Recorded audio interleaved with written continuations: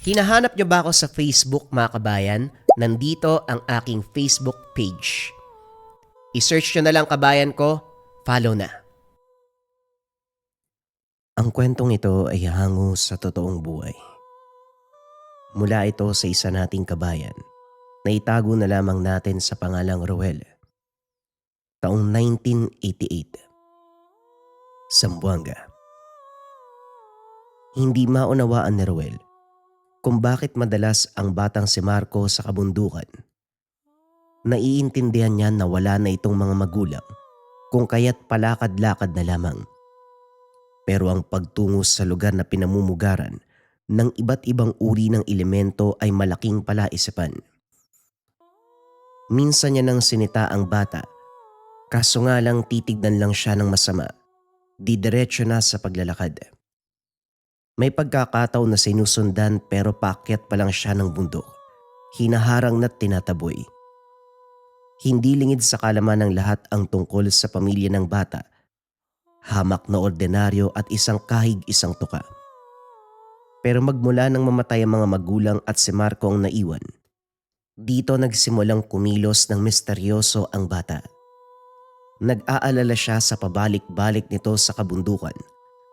Ayos lang sana kung may dalang armas, kaso nga lang tungkod ang dala. Simpleng kahoy lang mula sa puno ng bayabas. Tungkod ito ng yumaong ama. Baldado kasi at ito ang ginagamit bilang suporta sa pagtayo. Mula sa pangangahoy, napansin ang paglalakad ni Marco. Dahan-dahan ang pagbaybay habang nagsasalita. Nakapamewang na tinitigan. Nang tumapat sa direksyon, doon na pinukaw ang atensyon. Uy Marco, malapit nang magdilim, naglalakad ka pa? Ay naku, makinig ka nga sa akin. Hindi ito ang lugar na inaakala mong walang kababalagan. Binabalot to ng misteryo. Kahit nung unang panahon marami nang naganap dito eh. Pagkawala ng mga tao, nagkakasakit, nawawala sa sarili, may kinukuha pa nga ng engkanto tapos ikaw. Kung maglakwatsa ka, akala mo ikaw ay may-ari ng kagubatan. Sige na, sige na. Sumabay ka na sa akin pa uwi. Kinarga ni Roel ang nakabuhol na panggatong. Binalikan ng tanaw ang kinakatayuan ng bata kaso wala na ito. Sa unahan, nasipat ang paglalakad. Pero nawala rin matapos sumuot sa masukal na bahagi. Napabuntong hininga na lamang. Susundan sana para iuwi subalit nawalan din ng gana. Sa paulit-ulit na pagpapaalala dito, hindi man lang siya pinansin ni isang beses.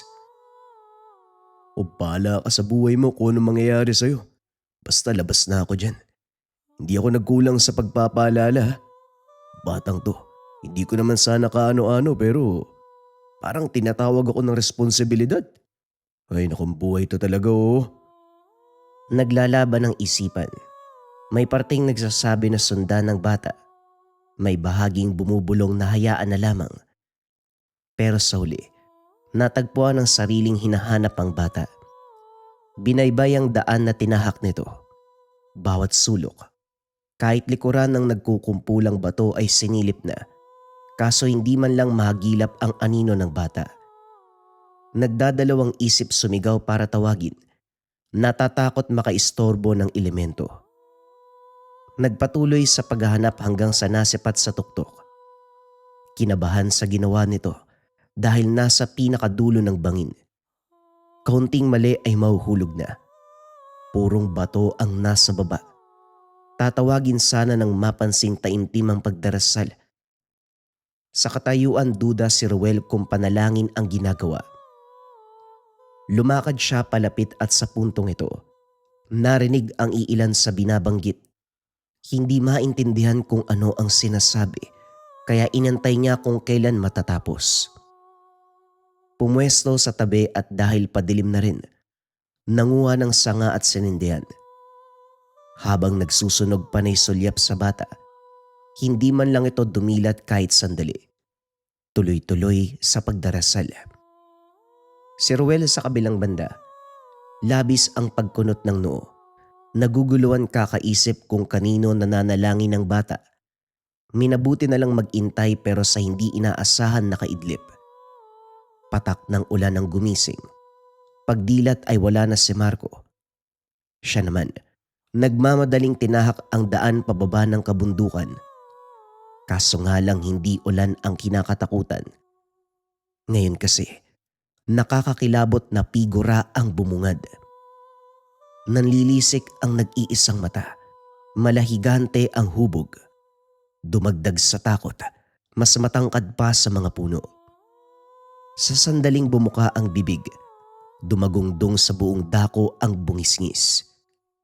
Kahit kalat sa paligid ang nakakatakot nitong pagtawa, para bang nasa likod ng tenga ito nakapwesto. Hindi na hinintay ni Roel ang mangyayari, nagmamadali siya sa pagtakas. Sumunod ang nilalang. Hindi na balanse ang hakbang kung kaya't gumulong pababa ng kabundukan. Sobrang taas ng pagkakahulog, kaya pagdating sa baba, hindi na nakabangon pa. Nanigas sa kinalalagyan nang nasa harapan na ang halimaw. Ang bungisngis, isa sa mga elementong umaaligid sa kabundukan. Ang kaibahan, bihira lamang mambiktima dahil may pinipiling panahon ng pananalakay. Napalunok na lamang si Roel matapos nitong itaas ang naglalakiyang mga kamay. Handa nang umatake. Dumagdag sa kilabot ang mga mata nito na kapag nabubusog sa takot ng biktima ay palaki ng palaki. Sumasabay sa paglakas ang hagikgik. Maya-maya pa, napansin ni Roel ang kusang pagkilos ng katawan. Tinangay ng hangin palapit sa nilalang. Wala siyang nagawa. Naparalisa. Walang kontrol sa sarili. Sa sandaling nakalutang na ay biglang bumagsak. Sinundan ng malakas sa sigaw. "Bungisngis! Huwag mong biktimay ng walang laban. Ako na lang, total. Pareho naman tayong may kaalaman, di ba?" Biglang nawala ang pananakit ng katawan ni Roel dahil napalitan ng pagtataka. Ang batang si Marco kasi ang naghahamon sa higanting halimaw. Ibinida pa ang tungkod na akala mo'y isang patalim. Uy Marco, kumagamon ka. Akala mo kung sino ka. Napakaliit mo kumpara dyan. Halika na. Tumakas na tayo habang nakatunganga pa yan. Ikaw ka mong umalis, Manong. Laban to sa pagitan ng halimaw at ng may kaalaman. Ngayon, kung ayaw mo madamay, mabuti pang lumakad ka na. Huwag kang lilingon. Diretso lang ang tingin at tigit sa lahat. Huwag kang babalik. Aba, sira ulo to ah. Huwag kang mangarap na makakalaban ka sa isang yan. Kapag ikaw nadampot niyan, diretso ko sa tiyan, halika na. Hindi ka ba nakakaunawa, Manong? Ang sabi ko, umalis ka na. Hindi mo kailangang isama at hindi mo rin kailangan mag-alala. Hindi tayo magkaano-ano kaya tama nakakaasta na meron kang responsibilidad sa akin. Umalis ka na. Sa unang pagkakataon, nakaramdam ng takot si Roel galing mismo sa isang bata. Nang masipat ang nilalang na naghahanda na sa pagsugod, walang pagdadalawang isip na tumakbo. Bahala ka sa buhay mo. Tama ka. Hindi kita responsibilidad. Wala akong pakialam sa'yo. Sana mabuhay kang tapang-tapangan ka.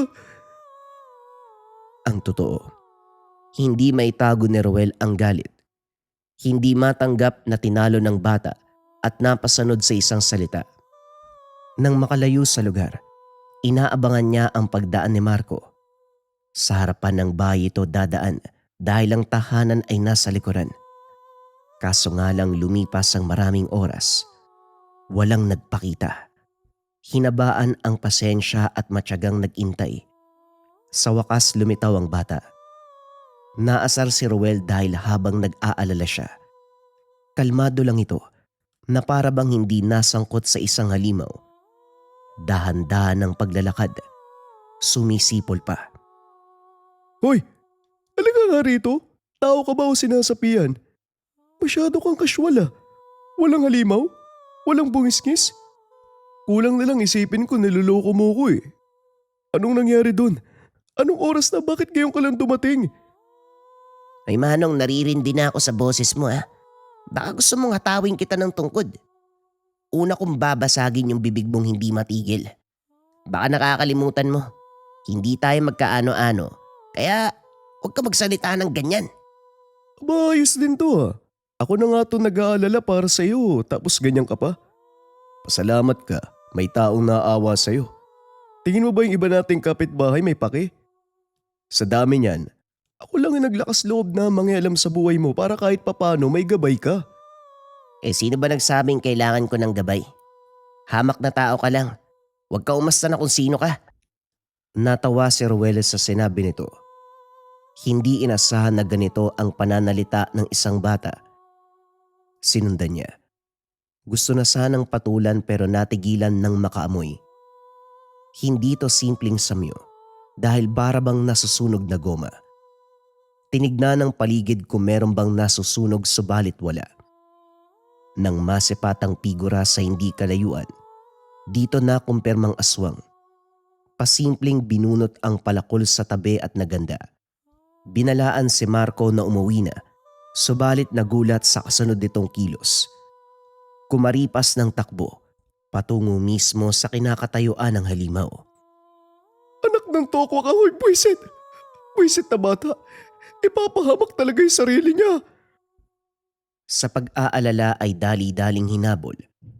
Nilingat dahil lumiko ito ng daan. Dumiretso na lamang siya at buwat doon tanaw ang tagpo kung saan tumagos ang tungkod sa katawan ng aswang. Nangisay ang halimaw, maya-maya pa ay nalagutan ng hininga. Hindi siya nakaimik nang yumuko si Marco. Itinoon ang tungkod sa dibdib ng aswang sabay bigkas ng salita. Sa pagdilat ng bata, sa kanya kagad nakatingin. Total may hawak ka ng palakol. Samahan mo ako maglibing. Hoy, bata ka, anong ginawa mo sa aswang? Ano-anong nangyari? Bakit napatay mo? Sunod-sunod na tanong ni Ruel. Maging siya naguguluhan kung ano ang itatanong. Tumindig lamang si Marco sa tabi ng bangkay. Walang imik habang nakatitig sa kanya. Naghintay kung kailan siya kikilos. Sa huli ay sumunod na lamang. Dala na rin ang sindak sa titig ng bata. Hindi lubos maisip ni Ruel na abot sa punto kung saan maglilibing siya ng patay. At ang pinakamalala, hindi ito isang tao, isang aswang. Binigyan siya ni Marco ng panyo. Agarang itong itinakip sa ilong. Umalingasaw ang samyu ng nilalang. Baho pa lang pwede nang makapatay. Pagkatapos maihanda ang hukay, naghintay ng ilang sandali dahil may ginagawa pa ang bata sa bangkay. Nang hindi makatiis, inistorbo na ito. Patay na yan, ano pa bang sinasabi mo dyan? Hindi ka na maririnig yan at lalong hindi sasagot yan. Batang to, para kang baliw ah. Akin na nga yan ang mailibing. Aba, ang sakit niyan ah. Kung hindi lang siya pasensyosong tao, pinatulan na ang bata. Nagawa pa nitong mangampas gamit ang tungkod. Dito rin napansin ni Roel ang kakaibang bigat ng kahoy. Yari lang naman sa puno ng bayabas, subalit para bang bakal ang bigat. Nagdulot ng kakaibang pakiramdam na para bang kinukuryente. Pagkatapos si Marco, saka siya pinansin. Manong, magkalinawan po tayo ah. Kapag nakita mo ko may ginagawa, wag na wag kang mangingialam. Maghintay ka kung kailan ako matatapos. Sige na, ilibing mo na yan. Ang lakas mo mag-utos ha, baka nakakalimutan mo mas matanda ako sa'yo. Kung tutusin parang apo na kita eh. Maghinay-hinay ka sa pananalita ha. Baka isama kita sa hukay ng aswang na to. Dadaldal ka ba o lilibing mo yan? Wala ka yatang alam sa aswang ano? Bibigyan kita ng isa. Kapag hindi na i-dispatch siya ang bangkay niyan, hindi imposibleng mabuhay uli. At kung sinong dapat maglibing, siya ang unang babalikan kaya tumunganga ka, sige. Siguradong ikaw ang gagantihan ng aswang kapag nagkataon. Kinilabutan si Ruel. Kagad kumilos para ilibing ang halimaw. Hindi maiwasang kilabutan habang nagpapala ng lupa. Siniguradong hindi na makakabangon ang nilalang. Habol pa niya ang hininga pagkatapos. Pero ang bata, nagsimula ng lumakad palayo. Tignan mo nga naman, Siya ang nag-utos. Ako ang gumawa ng lahat-lahat. Pero ito wala man lang pasasalamat. Lokong bata to ah. Nang mga sumunod na araw, naging abala sa pagtatambak ng panggatong sa bayan. Binibenta ang mga naipon sa iba't ibang tindahan. Ito ang bukod tanging kabuhayan ni Rowel. Sa kalagitnaan napansin ang paglalakad nito. Kahit halos kapantay ang tungkod, dala-dala pa rin. Huminto sa tapat ng tindahan para sana bumili ng tinapay. Kaso tinaboy ng tendero. Binato pa ito, kaya lumapit na si Rowel. Hoy Panot, gusto mong upakan kita? Kita mong bibili yung bata pagtatabuyan mo. Baliw ka ba? O ito, bigyan mo ako ng isang supot. Tumalima ang tendero. Nawala ang angas sa inasta ni Rowel. Hinila sa malayo si Marco matapos matanggap ang supot ng tinapay. Tatanungin sana kung gusto pa ng palamig, kaso bigla naman itong umalis. Sinundan pero nagulat dahil ibang daan ang tinahak. Pagliko sa kanto, dire-diretsyong pinunta ng daan patungong gubat. Iba ang pakiramdam, kaya binuntutan. Katulad ng inasahan, nagtungo ng gubat. Naupo sa pinakadulo ng bangin. Pinikit ang mga mata at tahimik na nagdasal. Pinagmasdan ng mabuti kaso nga lang hindi maintindihan ng kilos. Taimtim ang pagdarasal hanggang sa natapos. Tumayo ito. Inakala ni Rowel nakakausapin na siya, pero hindi bumaling sa kanya. Sa halip ginalaw-galaw ang kamay na para bang lumilikha ng simbolo sa hangin. Kamot ulo siyang nagtataka. Dati yatang baliw tong batang to ah. Ngayon pa lang ako nakakita ng tao na nagdarasal sa kabundukan. Pagkatapos sumasayaw pa na parang baliw. Ay nako, mukhang masisiraan ako ng bait kapag nanatili pa ako dito. Makauwi na nga. Sa paglalakad, biglang nahinto ng maramdaman ang kakaibang hampas ng hangin. Hindi malamig, hindi rin mainit. Sadyang nagtataglay ng pakiramdam na hindi mawari. Ilang sandali pa, kinusot ni Rowel ang mga mata. Ang mga dahon sa paligid, animoy sumasabay sa kumpas ng kamay ni Marco. Maya-maya pa lumakas ang pagsambit ng salita at yung mga dahon ay parang lumilikha ng imahe. Hindi nga lang malinaw sa paningin. Ang imaheng ito, matulin na kumaripas sa direksyong tinuro ng bata. Malakas ang pagsalpok na sinundan ng paghiyaw. Naalerto si Rowel dahil hindi pang karaniwan ang tunog na yun. Manong, pwede ka nang umuwi kung ayaw mong madamay sa kababalagan. Sigurado ako mahihimatay ka sa oras na makita mo yung nilalang. Uy, wag mo nga akong tinatakot. Sandali, sino ka ba talaga? Anong klaseng bata ka? Anong ginagawa mo? Ano yung dinadasal mo? Bakit gumagalaw yung mga dahon? Engkanto ka ba? May sapi ka? Itiko mo nga yung bibig mo, Manong. Malinaw ang pagkakasabi ko. Ano man ang nakita mo sa akin, hindi mo kailangan punahin. Umuwi ka na bago pa lumitaw ang nilalang. Baka ikaw pa yung unang mamatay kaysa sa halimaw na yun eh. Muling narinig ang hiyaw ng nilalang. Kinilabutan si Rowel. Dumagdag ang paninindak ni Marco. Kaya naman napilitan siyang umalis sa lugar. Walang lingon na kumaripas. Sa tahanan hindi maiwasang mapaisip sa katauhan ng bata. Pinagtagpi-tagpi ang mga kaganapan. Magmula sa gabi, nanasaksiyan ang laban nito sa higanting bungisngis. Sinundan pa ng aswang. May kapangyarihan kaya yung tungkod ng batang yun? Ang kahoy ang madalas niyang ibinibida kapag karapang nilalang eh. Ay naku, ano ba itong iniisip ko? Imposible naman kasi. Hindi albularyo yung mga magulang ni Marco at isa pa. Hamak na ordinaryong tao lang yun katulad ko. Tapos bata. Wala akong narinig na sa ganong edad. Natuto ng mag-orasyon o mag-ritual. Makatulog na nga lang, bahala na yung batang yan. Basta, hindi ko nakargo yon kung ano man ang mangyari sa kanya. Siya tong may lakas ng loob humarap sa kung ano-anong, ano ba yan, elemento o nilalang. Ay naku, makatulog na nga. Kinabukasan pagkagising palang bumungad na si Marco. Naglalakad lamang ang bata habang may kagat na dahon ng bayabas. Sinundan ng tingin, papunta na naman ng kabundukan. Sa puntong ito, hindi na nangialam si Ruel matapos mapagtanto na nasasayang ang oras kakasabi sa bata.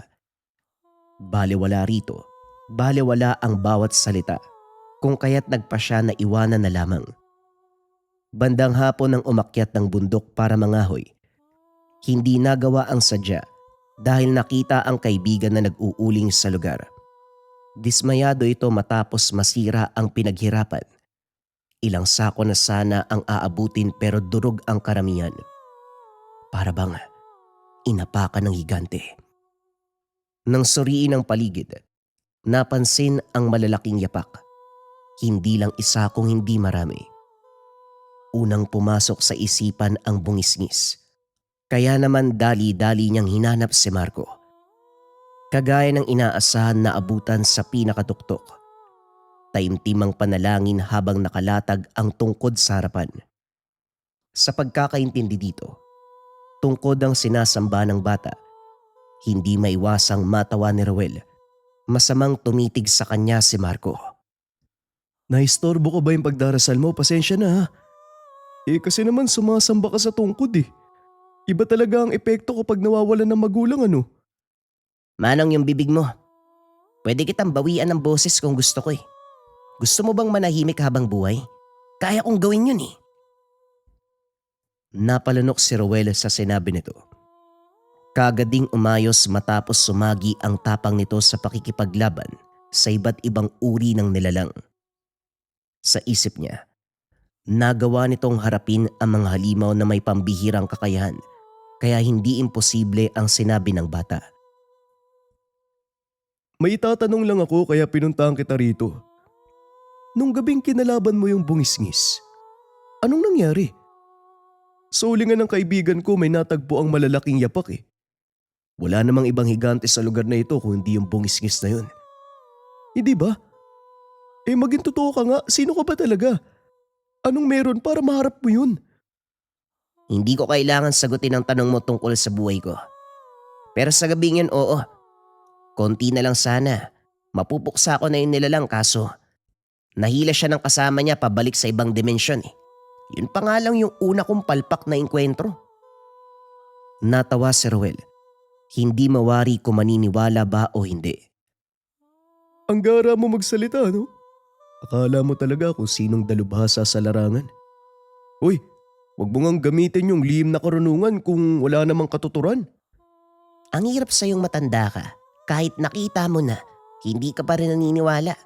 Kapag sinagot ka, hindi ka din maniniwala. Huwag ka na lang kaya magtanong, Manong. Sa ating dalawa, ikaw ang baliw eh. Uy ba, talagang malilitikan ka sa akin, kita mo na? Sa tao nga wala ka respeto eh. Sa lihim na karunungan pa kaya? Marco, makinig ka. Ako na mismo makikiusap sa'yo. Mabigat ang karma, lalo na lihim na karunungan ang nilalapastangan mo. Kung kanino ka man gumagaya, wag mo nang ulitin. Hoy! Animal na to, nagsasalita pa ako, lumayas. Bumalik ka nga rito. Sinundan ng bata. Halos himatayin dahil matarik ang daan. Hindi pa nakakabawi ng hininga. Nagulat sa natagpuan. Kagad siyang nagtago nang makilala ang kausap ng bata. Ito ang manggagaway sa lugar. Ikaw pala ang nagmana ng tungkod ni Demetrio. Hindi ko inasahan na marunong ka sa ganitong gawain. Pero sa tansya ko, 10 taong gulang ka la. Hindi ako mag-aaksaya ng oras sa paslit na kagaya mo. Tumabi ka. Wika ni Aling Luning, pero hindi natinag ang bata. Tumindig ito sa dadaanan ng matanda. Hindi man lang nasindak dahil nagsimula ng umusal ng orasyon. Pasimpleng winasiwas ang tungkod na para bang may kinontra sa hangin. Sa parte ni Aling Luning, hindi mapalagay sa kilos ng bata. Sinubukan ang pinakamataas na ritual pero hindi umubra. Tinawanan lang siya ni Marco. Alam kong hindi mo inaasahan ang gagawin ko. Aling Luning, ako rin naman eh. Hindi ko lubos maisip na sa edad kong to, matututunan ko ang pasikot-sikot sa bertud ng tungkod. At sa lahat ng ginawa mo sa mga magulang ko nung araw, nakalista yan. Ngayon oras na para singilin ka. Hindi alam ni Roel kung namamalikmata o sadyang sumasabay sa galaw ng hangin si Marco. Napagtanto na lamang, tumagos ang tungkod sa katawan ng matanda. Sinubukang lumaban ni Aling Luning, subalit huli na ang lahat. Bumagsak ang matanda matapos hugutin ang tungkod. Ipinatong ito sa balikat. Pumikit si Marco at may inusal. Pagkatapos nun, namatay na ang matanda. Sa sandaling tumitig ang bata sa kanya, alam na ni Roel ang nais nito. Pero bago makapagsalita, nagmamadali siyang tumakbo. Kaso nga lang, napahinto ng bumungad si Marco. Teka, tao ka pa ba, multo? Ang bilis mong kamalaman, Joseph. Nakakatakot ka. Tulungan mo akong maglibing, kagaya ng ginawa natin nung gabi. Kumuha ka ng mga gamit sa inyo, tapos bumalik ka dito. Hindi na sumagot pa si Roel.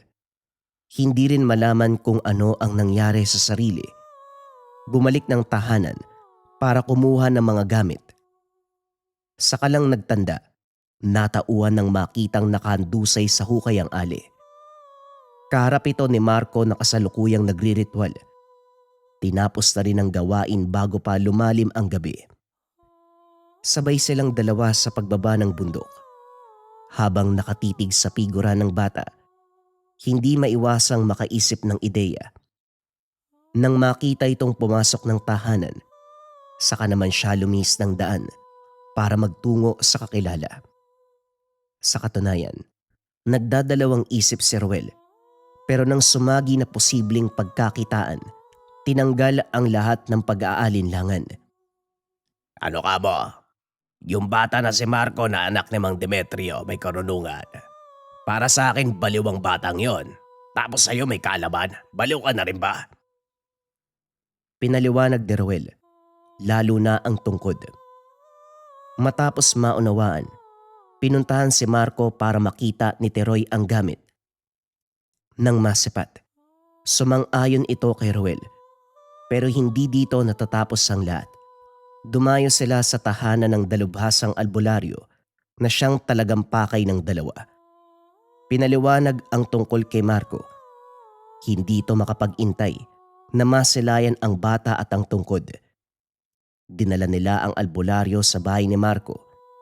Kaso sa malayuan pa lang, napahinto ito sabay ngiti. Hindi na kailangan lumapit pa sa kinalalagyan ng bata. Dito pa lang, nararamdaman ko na ang bisa ng tungkod. Noong nabubuhay si Demetrio, nahirapan akong kunin ito. Ngayon mukhang madali na lang ah. Bata ka mong napag-iwanan. Mabilis lang yan. Isang candy pwedeng bigyan. Wika ng albularyo na kinontra ni Roel. Manong, hindi po ganyan si Marco. Mukha lang siyang bata pero kagaya natin mag-isip yun eh. Mas wais pa nga. Kung sa palagay niyo madaling kunin ang gamit, nagkakamali po kayo. Talagang lalabanan kayo ng batang yun. Nga po pala, total pinag-uusapan na natin eh. Magkanong ibabayad mo kapag nakuha yung tungkod? Hindi na to kagaya nung singilan natin nung nakaraan ha. Mas mataas dapat ang ibayad mo. Yung huli mong binigay sa akin, pipitsuging mutya. Maliit na halaga ang binayad ko at sinama ng kaba ng bigas. Ilang taon pa lang ang lumipas, daan-daan kagad ang isisingil mo. Ang bilis mo namang magmahal. Syempre, binabagay ko lang po sa bisa ng gamit. Ang tungkod ni Marco, kayang pumatay ng bungisngis, ng aswang o kahit manggagaway. Isang galaw lang mapapaslang niyan eh. Makatarungan mo ang presyo ko. Tumahimik si Roel nang pumigil si Teroy. Pinanood na lamang nila ang galaw ng matanda. Nakangiti. Pinagmamasdan ang bahay ni Marco sa hindi kalayuan. Maya-maya pa, nag-utos ito na kunin ng bata. Nagkatinginan sila dahil hindi ganito ang naging operasyon sa nakaraang transaksyon. Nasanay na gamit lamang ang kukunin at ibibigay sa albularyo. Hindi kasali ang nangangalaga. Kaso bilang desperado sa pera, kumagat si Ruel. Pinagmasdan ng bawat galaw ni Marco, sinundan ng palihim saan man magpunta. Kabisado maging ang oras ng pag-alis at pag-uwi ng tahanan ng makatsyempo. Naganda para isagawa ang plano. Oras nang mamataan nilang lumabas ng bahay. Dire-diretso ang lakad ng bata patungo sa bundok. Matyaga nilang sinundan. Kaso natigilan. Iba ang pakiramdam sa lugar. Bumigat ang simoy ng hangin at dahan-dahang nagbabago ang amoy ng paligid. Alam ni Ruel ang pakiramdam na ito. Alam niya ang samyo na ito. Ilang sandali pa, tama nga ang kutob niya. Isang nilalang ang nakita, isang uri ng aswang. Nagsimula ng kumilos si Marco. Bumulong sa tungkod, inihipan, pagkatapos direktang umatake sa kalaban. Hindi nakapalag ang aswang, panay lamang ito sa pag-iwas. Nang huminto, hingalang halimaw, nagtamo ng sugat sa iba't ibang bahagi. Sinubukang tumakas pero sa bawat paglingon, nakaharang si Marco. Kahit gamitin pa ang pamamaraan sa paglalaho sa dilim o kahit gamitin pa ang mabilisang kilos, hindi pa rin nakaligtas sa bata. Sa uli, tumagos ang tungkod sa katawan ng ilang ulit. Pasimple pang pinahidang mantsa ng dugo na kumapit dito. Matapos suriin ang tingin, dumako ang titig ng bata sa pinagtataguan ni Ruel. Nang hina nang marinig ang pagtawa nito. Huwag ka na magtago, Manong. May pinsala naman na ako eh. Halika, tulungan mo ako maglibing. Isama mo na lang kaibigan mo. Teka, paano niya nalaman? Hindi naman niya tayo nakita. Sabi ko sa'yo, hindi pang karaniwang bata yan eh. Kumilos na lang tayo. Mamaya ko ano pang gawin yan eh. Pigil hiningang sumunod ang dalawa. Tulong-tulong sa paghukay, inilibing kagad ang bangkay. Pagkatapos nagintay sila sa kasunod na salita ni Marco, makikita sa mga mata nito na parang alam ang pakay. Gayunpaman, wala itong sinabi kaya hindi nila inunahan. Sige na, pwede na kayong umuwi. Pakiusap lang ha, hindi makakalabas sa ating tatlong tungkol dito. Sa oras na malaman kong dumaldal ang mga bibig nyo, habang buhay kayo magdurusa sa parusang ibibigay ko. Nagkakaintindihan ho ba tayo mga manong? Tumango si Ruel at Teroy. Nag-unahan sa pag-alis matapos payagan ng bata. Nang sila na lamang ang naiwan, hindi maiwasang maglabas ng saloobin. Kung ganun si Marco, atras na ako sa transaksyon kay Mang Paterno. Tignan mo ang bata. Sobrang talas ng pangdama. Hindi tayo nakita pero alam niyang naroon tayo. Yung tinginan kanina duda ako eh. Siguradong alam niya ang pakay natin. Huwag na lang talaga. Mas pipiliin ko pang habang buhay mag-uling kaysa lumaban sa tao may karunungan. Hindi natin alam binibilang na ang araw natin. Uy, ano ko ba? Huwag ka naman ganyan. Magagawa natin ang paraan yan. Malaking pera ang ibabayad ni Mang Paterno. Hindi mo ba naisip yun? Akala ko ba ipapagamot mo yung panganay mo? Ayawan mo pa to? Alam mo, tanggap ko na ang mangyayari sa anak ko. Sa kasamaan ba naman natin eh? Binabalikan tayo ng karma. Ilang mutya, ilang anting-anting ang ninakaw natin sa manggagamot para ibenta kay Mang Paterno. Pinagkakatiwalaan tayo pero niloloko natin. Hindi ka ba natatakot sa parusang babalik sa'yo? Bahala ka. Hindi ko nadadagdagan ang kasalanan ko. Panahon na para magbago. Natatakot ka sa bata? Pare, bata lang yun. Oo, may nalalaman siya sa lihim na karunungan. Pero nakakasigurado ka ba na sa bawat oras magagabayan siya? Kailangan lang natin magantay ng pagkakataon. Kagaya ng palagi nating ginagawa, antayin natin magtiwala sa atin. Yun lang naman yung dapat abangan eh. Kapag nagkataon makukuha natin yung tungkod ng walang kahirap-hirap. Ibebenta natin kay Mang Paterno tapos na. Napabuntong hininga si Ruel matapos itong sabihin. Alam niyang imposible, pero desperado siyang kumita ng pera sa tanang buhay. hindi pa nagkakaroon ng sobrang laking pera, may paggagamitan kung kaya't tuloy sa plano kahit nangangamba. Nag-usap sina Ruel at Tiroy na magkikita sa tuktok ng bundok para mag-abang kay Marco. Kaso nga lang, hindi nagpakita ang kaibigan. Nasipat na rin ni Ruel ang bata kaya mag-isa itong sinundan. Nagtataka dahil hindi huminto. Nagpatuloy sa paglalakad hanggang sa lumagpas sa tuktok at saka bumaba. Muli itong umakyat sa kasunod na bundok. Ganon din ang proseso, bumaba sa kabilang bahagi. Nagpaulit-ulit ang sitwasyon hanggang sa hindi na mabilang ang inakyat na kabundukan. Sa huli na iwan siya sa kalagitnaan matapos mapagod. Nakaidlip sa paglipas ng oras. Naalimpungatan sa ingay ng paligid. Animoy mga bata na nagtatawanan. Yung pangtawa na aakalain mong mapanghusga. Nang mapagtanto ang kinalalagyan, saka lang bumalik sa ulirat. Nagmamadaling binaybay ang daan pero sa halip na makalayo, para bang paikot-ikot lamang. Dumidilim na ang paligid. Mabuti na lang may buwan, kaya kahit papano may liwanag. Kaso nga lang, hindi pa rin nakaligtas sa kilabot. Mula sa mayayabong na dahon ng puno, nahawi ito at bumungad ang muka ng bungisngis. Bilog na bilog ang malaking mata. Tumatalsik ang malalapot na laway. Nagtutulisan ang mga pangil at panaytawa. Sobrang dami ng boses. May boses bata, babae, lalaki. Pero lahat ng ito ay mula sa kanya at puro hagikik. Bago pa man may gawin kay Ruel, kumaripas na siya ng takbo. Dinig na dinig ang malakas na yabag ng halimaw na para bang yayanigin ang buong lugar. Habang tumatakbo palayo, sumasagi sa isip ang posibilidad. Mali nga yata na pagplanuhan si Marco. Dinala ba naman ako sa bundok na to para ipakain sa bungisngis? Siguro alam to ni Tiroy kaya hindi siya tumuloy ano. Anak nang, ako yata yung pinaglalaroan ng mga yun ha. Layuan mo kung alimaw ka. Wala ka mapapala sa akin. Hindi ako babae. Naguguluhan din dahil sa pagkakalam. Kababaihan ang binibiktima ng bungisngis. Lalo na ang magaganda at may mahabang buhok. Tinanggal sa isipan. Binilisan ng takbo pero hindi natakasan ang nilalang. Hanggang sa nakita siya ng puting liwanag na animoy kidlat. Lumagpas ito kay Ruel. Kasunod na narinig ang pag-angil ng nilalang.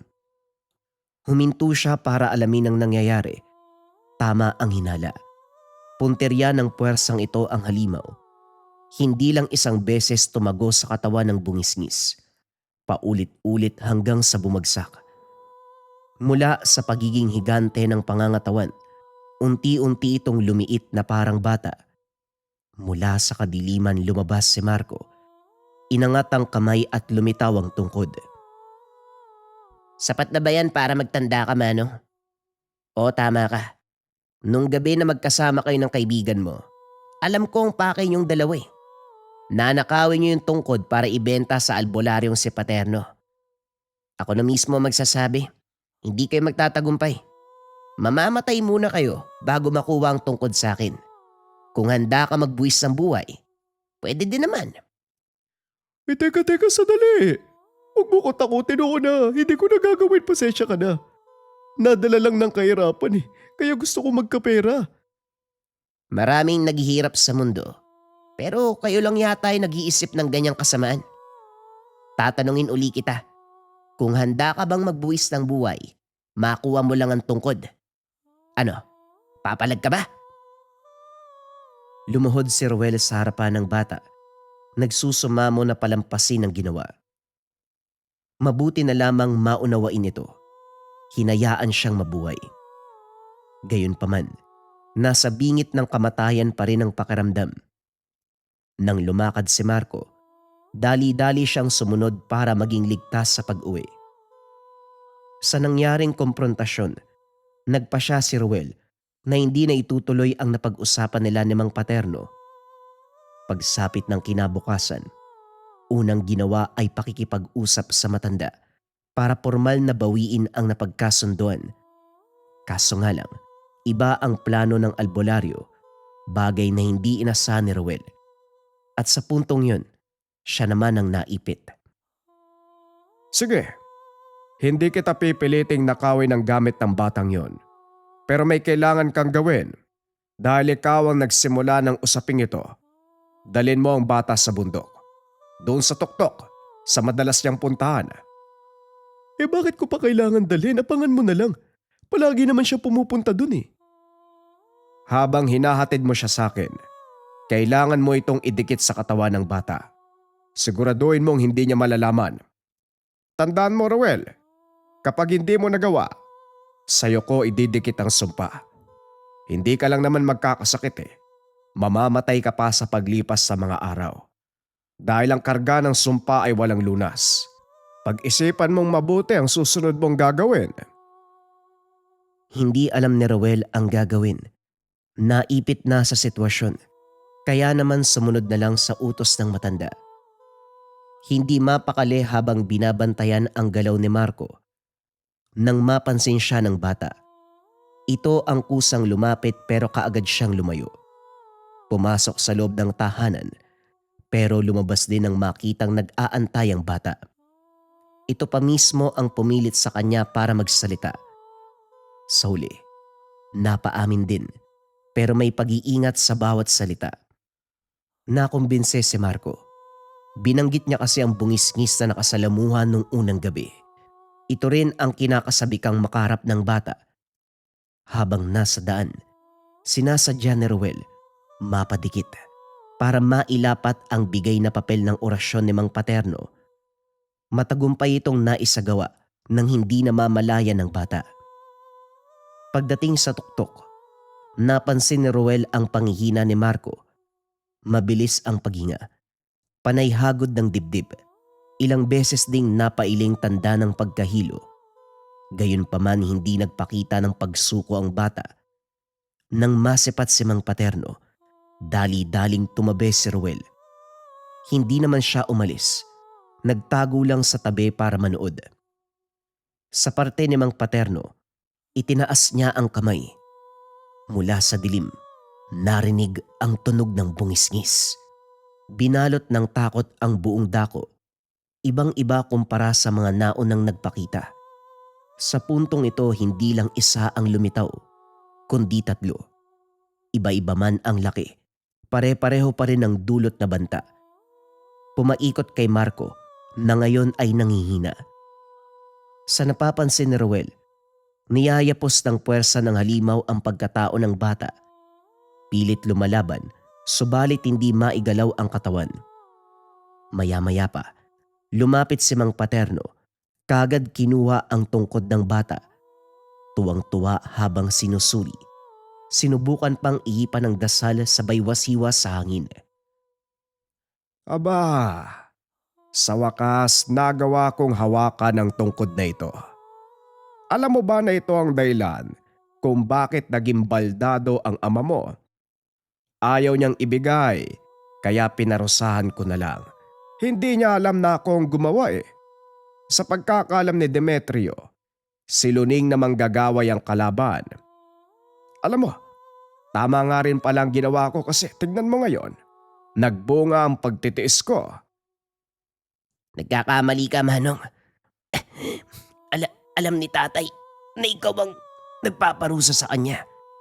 Hinayaan niya lang na isipin mong wala siyang alam sa ginagawa mo para gumana din ang plano namin. Sandaling natigilan si Mang Paterno. Naging seryoso ang reaksyon. Yumuko para pantayan ang tangkad ni Marco. Hinawakan ito sa buhok. Sinampal-sampal bago tinanong. Wala namang utak ang tatay mo para makabuo ng plano. Duwag nga siya, hindi ba? Hindi ginamit ang tungkod ng karunungan. Ginawa lang literal na tungkod sa pagiging baldado niya. Ngayon sabihin mo sa akin kung ano ang plano ng ama mong lintik. Hinambalos ng tungkod ang bata matapos siyang duraan. Sunod-sunod na tinadyakan. Inutusan ang mga halimaw na paglaruan si Marco. Kumilos ang mga ito. Muling sinakop ng nakakakilabot na hagikgik ang paligid. May hindi nakikitang puwersa na dahilan para iangat ang bata at palutangin sa hangin. Makikita ang takot sa mukha ni Marco pero hindi may kakaila ang pagsusumikap na makawala. Umusal ito ng dasal. Ilang ulit mang bigo, hindi pa rin sumuko. Hindi nagtagal. Nagawa niyang makawala at dali-daling tumakbo sa gawin ni Mang Paterno para agawin ang tungkod sa kanya. Kaso nga lang mabilis ang matanda. Sinalubong ng atake ang bata dahilan para tumilapon. Napalunok si Ruel nang sa tapat niya bumulusok ang bata. Hindi itatanggi ang katotohanan na kinakain siya ng konsensya. Lalo pa nang tumingin ito sa kanya. Masama ang titig ni Marco pero sa halip na gantihan siya. Nilagpasan lamang. Binalikan ng pansin ng kalaban. Nang mapansin ni Ruel na si Mang Paterno ang punterya ng bata para mabawi ang tungkod. Buwis buhay man. Nagpasya siya na tumulong. Tsumempo si Ruel. Inatake ni Marco sa harapan ng albularyo. Kaya siya naman ang pumwesto sa likuran. Hanga rin siya sa abilidad ng bata dahil nagawang pagsabayin ang paglaban sa tatlong bungisngis at sa matanda. Nang malingat ang albularyo, hinablot ni Ruel ang tungkod, hinagis sa gawin ni Marco. Tumalon pa siya sa tuwa ng masalo ng bata pero kaagad ding mapawi ng tumitig si Mang Paterno. Hindi nagtagal napansin ang pagbaliktad ng sikmura. Sumusuka siya ng maliliit na buhok. Sa sobrang haba, natataranta habang hinihila. Mabuti na lamang sumaklolo ang bata kaya natigil ang sumpa. Manong, sa akin ka lang tumingin. Huwag mo nang pansinin si Manong Ruel. Hamak na istorbo lang ang taong yan. Kung papansinin mo siya, malamang matatalo kita. Nako, masyado ka namang kampante bata. Kahit unahin man nitong si Ruel, hindi ako matatalo. Ni hindi mo mailalapat sa akin ang tungkod na yan. Uunahin sana ni Mang Paterno si Ruel, subalit mabilis si Marco. Humarang ito, sabay-sabay ang paghambalos ng tungkod. Hindi makaiwas ang albularyo, dahilan para mapangiwi, dulot ng sugat. Kaagad itong gumante, pero muling napatras. Wala siyang laban sa puwersa ng tungkod. Kung inakala mong gumana to, nagkakamali ka.